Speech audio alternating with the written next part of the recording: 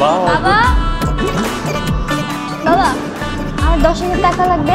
কি জন্য লাগবে এটা জিজ্ঞেস করতে পারবে না, কিন্তু লাগবে। তুই না তোর মার মতো হুটহাট এসে আবদার করবি, তোর মা ওইরকম করতো। বিষয়টার মধ্যে যে কি প্রেম প্রেম ভাবছিল সেটা যে তোকে কিভাবে বোঝাবো। আরে বাবা, আমার ব্যাপারটাও তো প্রেমের, এই জন্য সুন্দর করে 10,000 টাকা দিই। 10,000 টাকার মতো তো ব্যয়বহুল প্রেম তোমার করা লাগবে না।